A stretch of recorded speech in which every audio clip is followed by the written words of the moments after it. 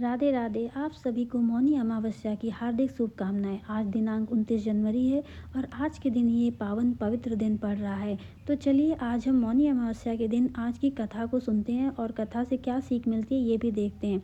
तो कथा शुरू होती है। कांचीपुर नामक नगर में देव स्वामी नामक एक ब्राह्मण रहता था। उसकी पत्नी का नाम धनवती और पुत्री का नाम गुणवती था। उसके 7 पुत्र थे। देव स्वामी ने 7 पुत्रों का विवाह करने के पश्चात अपनी पुत्री के विवाह के लिए योग्य वर की तलाशी हेतु अपने बड़े लड़के को बाहर देश भेज दिया। इधर देव स्वामी ने अपनी पुत्री गुणवती की कुंडली एक ज्योतिषी को दिखाई। ज्योतिषी ने गुणवती की कुंडली देखकर कहा कि सप्तसदी होते होते यह कन्या विधवा हो जाएगी। यह बात सुनकर देव स्वामी अत्यंत दुखी हुए और ज्योतिषी से इस योग के निवारण का उपाय पूछने लगे। ज्योतिषी ने उपाय बताया कि इस योग का निवारण सिंघल द्वीप वासिनी सोमा नामक धोबिन को घर बुलाकर उसकी पूजा करने से ही संभव होगा। यह सुनकर देव स्वामी ने अपने सबसे छोटे लड़के के साथ अपनी पुत्री सोमा धोबिन को घर लाने के उद्देश्य से सिंघल द्वीप जाने के लिए रवाना किया। वे दोनों समुद्र तट पर पहुंचकर समुद्र पार करने का उपाय सोचने लगे, लेकिन उन्हें कोई उपाय नहीं सूझ रहा था। थक हार कर दोनों भाई बहन भूखे प्यासे एक वट वृक्ष की छाया में उदास होकर बैठ गए। उस वृक्ष के तने में और उसकी खो में एक गिद्ध के बच्चे रहते थे। वे दिन भर इन दोनों को परेशान देखे तो बोलने लगे। शाम को बच्चों की माँ उनके लिए आहार लेकर आई और उन्हें खिलाने लगी, लेकिन गिद्ध के बच्चों ने कुछ नहीं खाया और अपनी माँ से कहा, इस वृक्ष के नीचे आज सुबह से 2 मनुष्य भूखे प्यासे बैठे हुए हैं। जब तक वे नहीं खाएंगे हम लोग कैसे खाएंगे।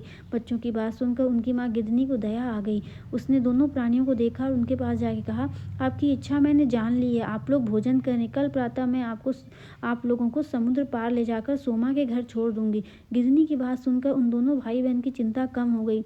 दोनों को अत्यंत प्रसन्नता हुई। उन्होंने गिद्धनी को प्रणाम कर भोजन किया। प्रातः होते होते गिद्धनी ने उन्हें सोमा के घर पहुंचा दिया। वे दोनों पास के ही जंगल में झोपड़ी बनाकर रहने लगे। उन्होंने अपनी सेवा से सोमा को प्रसन्न करने का निश्चय किया।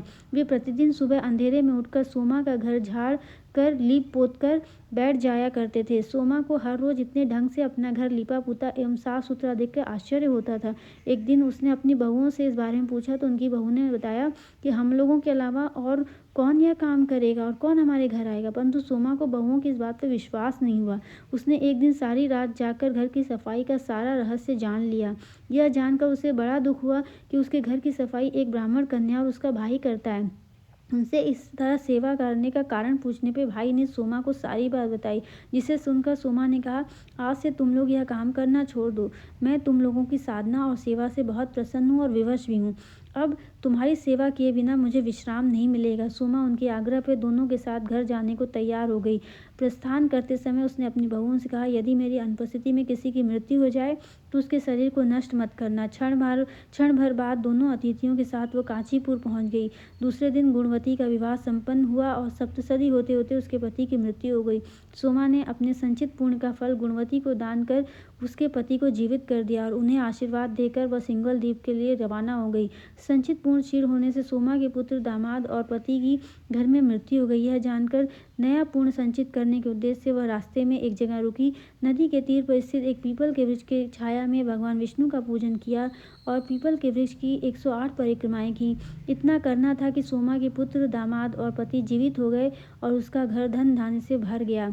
इस प्रकार निष्काम भाव से सेवा करने का उत्तम फल सोमा को प्राप्त हुआ। अतः सभी को इस कथा से शिक्षा लेनी चाहिए और यही इस व्रत का लक्ष्य भी है। तो हम आशा करते हैं आपको यह कथा पसंद आई होगी और इस कथा से हमें यही शिक्षा मिलती है कि चाहे कुछ भी हो जाए हमें अपना कर्म करते रहना है और कभी निराश नहीं रहना है। सब कुछ मिलता है अगर आप निष्काम भाव से सेवा भाव करते रहेंगे, दूसरों की सेवा करते रहेंगे और अपना कर्म भी करते रहेंगे तो आपको वो मिलेगा जो आप चाहते हैं, जिसकी आपने कामना की है वो सब कुछ मिलेगा। भगवान कभी किसी को ऐसे नहीं छोड़ते हैं, सबको सब कुछ देते हैं।